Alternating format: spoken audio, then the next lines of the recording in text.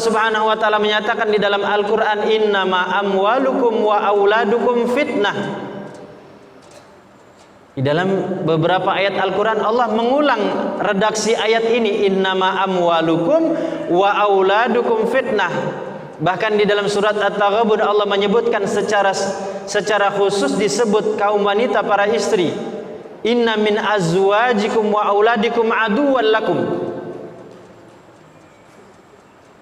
Fitnah berkaitan dengan anak, berkaitan dengan harta.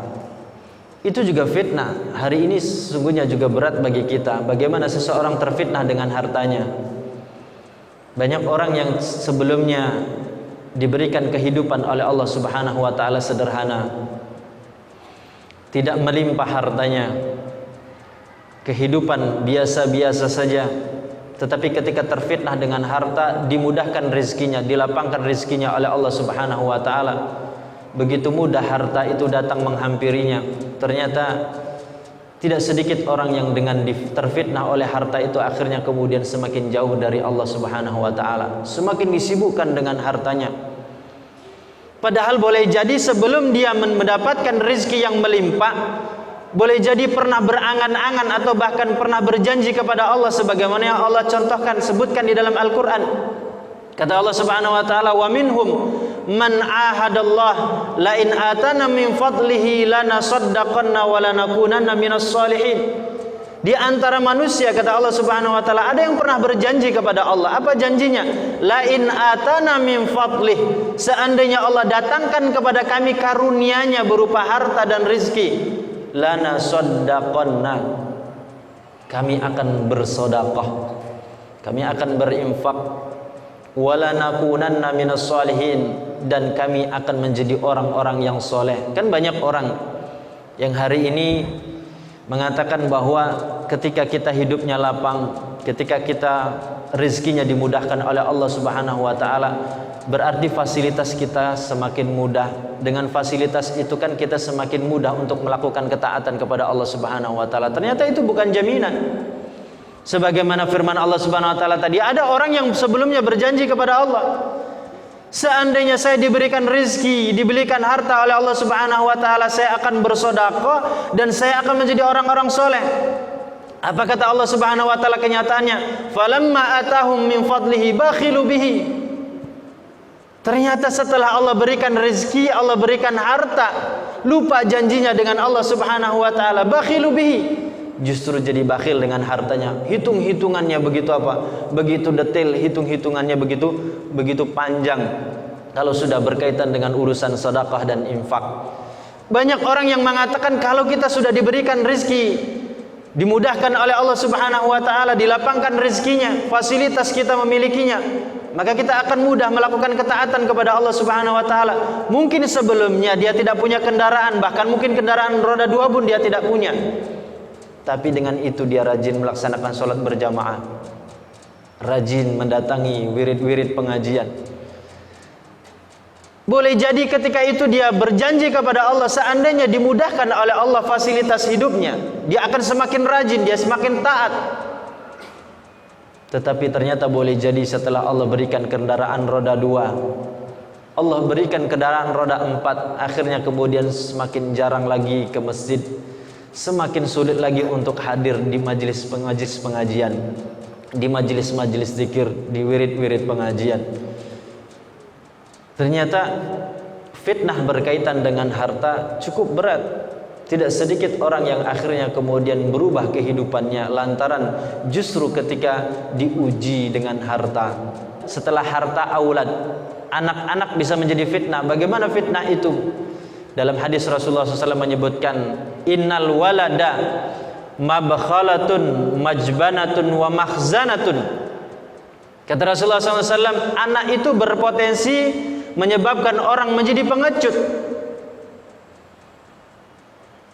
Ketika diseru untuk berjihad di jalan Allah Subhanahu wa taala, ternyata potensi fitnah datang dari anak. Orang teringat kepada anaknya. Oh, saya punya anak masih kecil-kecil. Akhirnya apa? Dia berpikir 1000 kali tentang seruan dan panggilan berjihad. Sebagaimana disebutkan di dalam hadis, karena memang ketika orang akan berjihad, maka setan ketika itu datang membisikkan di telinga orang tersebut, seandainya Anda meninggal di dalam berjihad, siapa yang akan mengurus anak-anak Anda? Seandainya Anda berjihad, siapa yang akan menafkahi anak-anak dan istri Anda? Maka anak berpotensi menjadikan orang majbanatun, menjadi pengecut. Mabkhalatun, berpotensi menjadikan seseorang itu menjadi bakhil. Ketika akan bersedekah, ketika akan berinfak, ketika akan berbagi, setan datang membisikkan ke telinganya, diingatkan tentang anaknya. Bukankah kamu masih punya anak yang masih kecil? Kamu masih punya anak yang masih usia sekolah, butuh biaya yang banyak. Kenapa tidak Anda sisihkan untuk kebutuhan mereka? Kenapa Anda tidak tabung untuk masa depan mereka? Berpikir sampai masa depan mereka. Padahal kalau kita berbicara tentang masa depan, jangankan untuk anak-anak kita hari ini, saat ini, untuk diri kita saja, untuk pribadi diri kita saja, ternyata kita tidak bisa menjamin tentang masa depan kita. Bagaimana dengan anak-anak kita?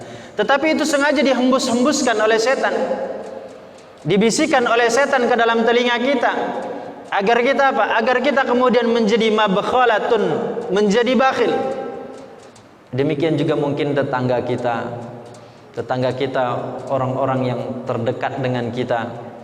Ternyata itu tetangga juga bisa menjadi fitnah bagi kita. Betapa banyak orang ketika tetangga itu adalah tetangga yang tidak baik, akhirnya orang tersebut justru kemudian hanyut larut tertarik bersama dengan tetangga yang tidak baik tadi. Oleh karenanya Rasulullah SAW berpesan kepada kita, al-jaru qablad dar. Kata Rasulullah SAW, kalau kita ini sedang mencari rumah, kalau kita ini akan membangun sebuah rumah, jangan terlebih dahulu yang dipikirkan, jangan terlebih dahulu yang jadi target itu adalah rumah itu, tetapi yang dipikirkan ada siapa nanti tetangganya, siapa sebelah rumahnya nanti. Sebab tetangga sebelah rumah itu akan sangat berpengaruh terhadap kebaikan dan keburukan kita.